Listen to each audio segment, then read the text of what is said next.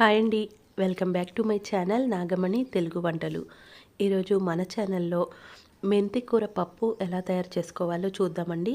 ఈ పప్పు చాలా టేస్టీగా ఉంటుంది. మనకి రైస్లోకైనా చపాతీలోకైనా చాలా బాగుంటుంది.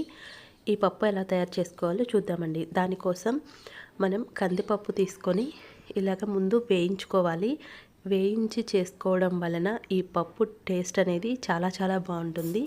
ఈ విధంగా వేయించుకొని చల్లారిన తర్వాత ఇందులో మనం వాటర్ పోసి ఒకసారి క్లీన్ చేసుకోవాలి. 2-3 టైమ్స్ అలాగ క్లీన్ చేసుకొని ఈ పప్పుని నానబెట్టుకోవాలి.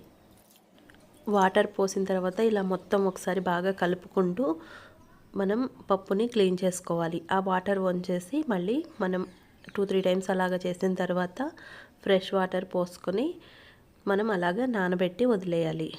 ఈ విధంగా ఒక అరగంట సేపు నానబెడితే మన పప్పు అనేది త్వరగా నానిపోతుంది.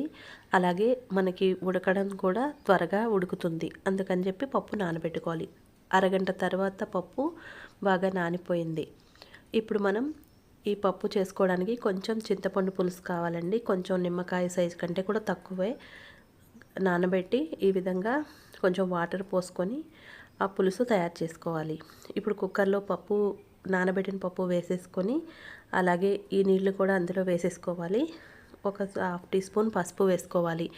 మనకి చింతపండు పులుపు కదా, పప్పు ఉడకదేమో అని భయపడాల్సిన అవసరం లేదండి. మనం ఒక 2 విజిల్స్ ఎక్కువ రానిస్తే సరిపోతుంది, పప్పు ఉడికిపోతుంది. ఈ విధంగా మనం కుక్కర్ క్లోజ్ చేసుకొని వాటర్ కావాల్సినంత పోసుకొని మూత పెట్టేసి మనం ఒక 4-5 విజిల్స్ రానిస్తే పప్పు బాగా ఉడికిపోతుంది. మనం కుక్కర్ ఆఫ్ చేసిన తర్వాత ఈ ఎయిర్ అంతా బయటికి పోయిన తర్వాత మనం ఈ మూత తీసి మన పప్పు ఉడికిందా లేదా చూసుకోవాలి. మనకి ఈ మెంతి కూర పప్పు మరీ మెత్తగా కందంలాగా ఉండాల్సిన పని లేదండి. నార్మల్గా ఉన్నా కూడా ఈ పప్పు చాలా టేస్టీగా ఉంటుంది. చూసారు కదా, ఈ విధంగా మనకి ఒకసారి స్పూన్తో మొత్తం కలుపుకొని ఈ విధంగా ఉడికితే సరిపోతుంది. మనం చేత్తో ఆ పప్పు పట్టుకొని ఇలాగా కొంచెం మనం నలిపి చూస్తే అర్థమైపోతుంది. ఈ విధంగా ఉడికితే చాలు ఈ పప్పు అనేది.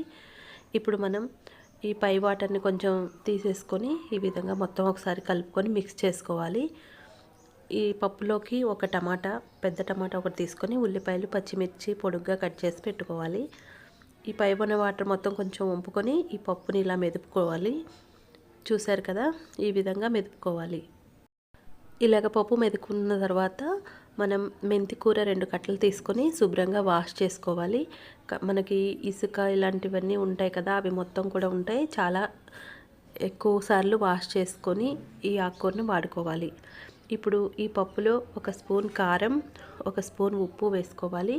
అలాగే మనం కట్ చేసి పెట్టుకున్న టమాటా ముక్కలు వేసుకోవాలి. ఈ మెంతి కూరను కూడా అందులో వేసుకొని మొత్తం ఒకసారి బాగా కలిసేలాగా మిక్స్ చేసుకొని ఒక 10 నిమిషాలు ఉడికించుకుంటే సరిపోతుంది ఈ పప్పు అనేది. ఈ విధంగా మొత్తం ఒకసారి మిక్స్ చేసుకొని మనం దీన్ని స్టవ్ మీద పెట్టి ఉడికించుకోవాలి.